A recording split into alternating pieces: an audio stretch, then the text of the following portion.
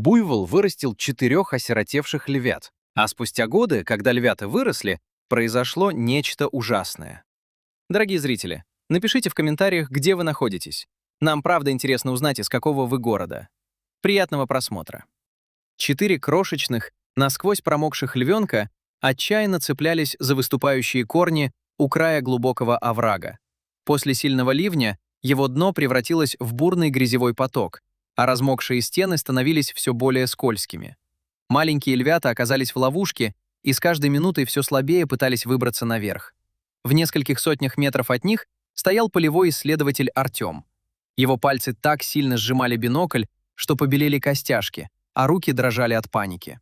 Всего несколько мгновений назад он стал свидетелем того, как их мать, отчаянно пытавшаяся выбраться из оврага, потеряла равновесие и сорвалась вниз.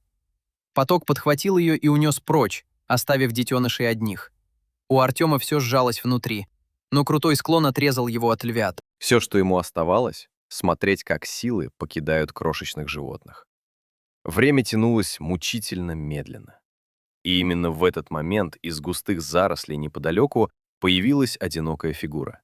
Это была Бара, старая самка буйвола. Ее шерсть была мокрой и потускневшей, а движения тяжелыми и неуверенными. Всего несколько дней назад Артем наблюдал, как стая львов настигла ее единственного детеныша. Жестокая сцена до сих пор стояла у него перед глазами. Теперь Бара двигалась почти наугад, опустив голову, словно потеряв всякую цель.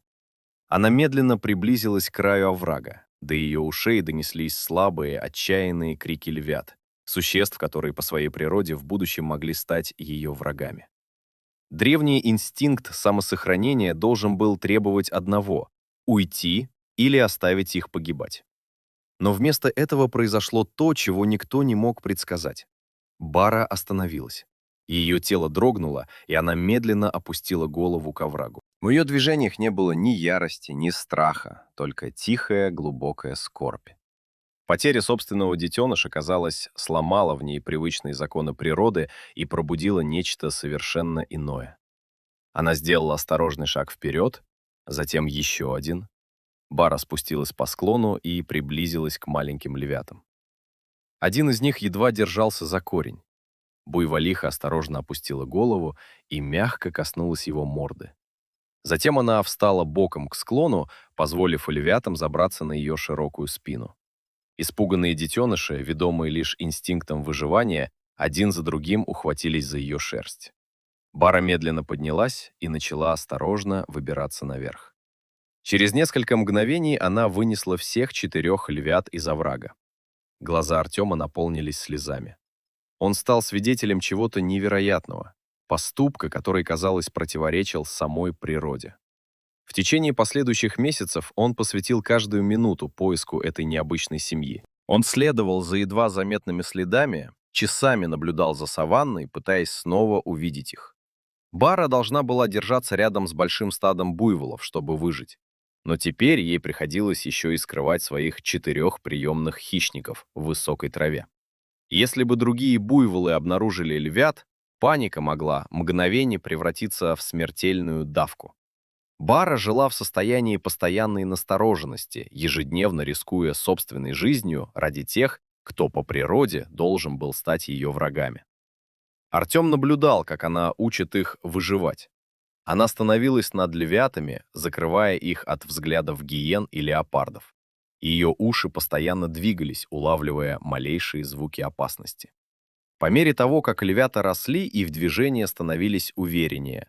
В них постепенно просыпались хищные инстинкты, но Бара направляла их совсем иначе. Она не могла научить их охоте на крупных животных, поэтому львята учились находить падаль, ловить мелких грызунов и выживать другими способами. И каждый раз, когда поблизости появлялся другой буйвол, Бара мгновенно вставала между ним и львятами, словно закрепляя в их сознании невидимое, но нерушимое правило: полосатых трогать нельзя. Время шло.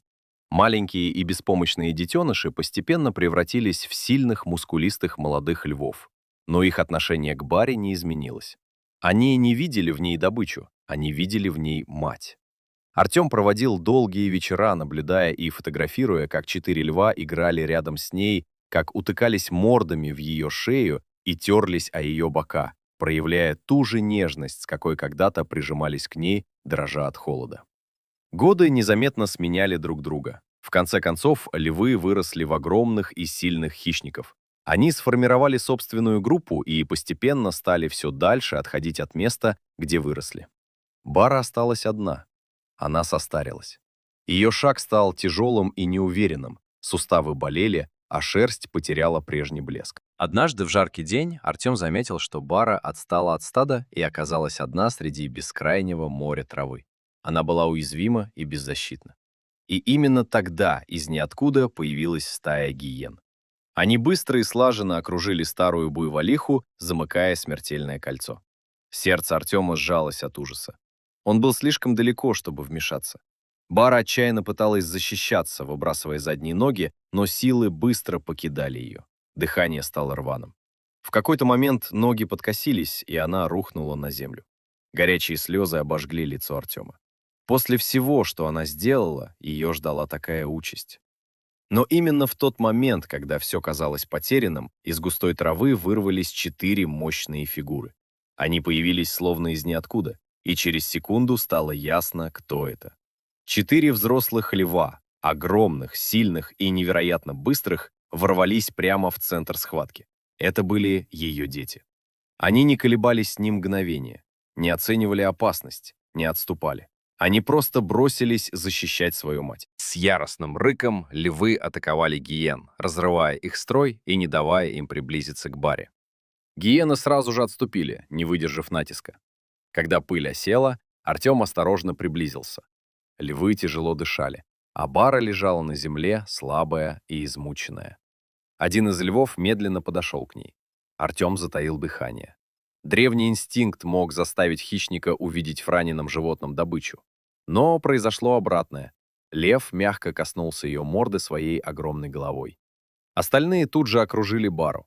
Они прижимались к ней, поддерживали ее и помогали подняться. Они заботились о ней так же, как когда-то она заботилась о них. Артем стоял неподвижно, не в силах сдержать слезы. На закате он наблюдал, как 4 взрослых льва медленно шли рядом с Барой, подстраиваясь под ее тяжелый шаг. Они окружили ее со всех сторон, образовав живую стену. И так они уходили все дальше в золотистую саванну. Словно давали безмолвное обещание этому миру. Никто больше никогда не причинит вред их матери. Дорогие зрители, что вы думаете об этой истории? Расскажите, пожалуйста, в комментариях.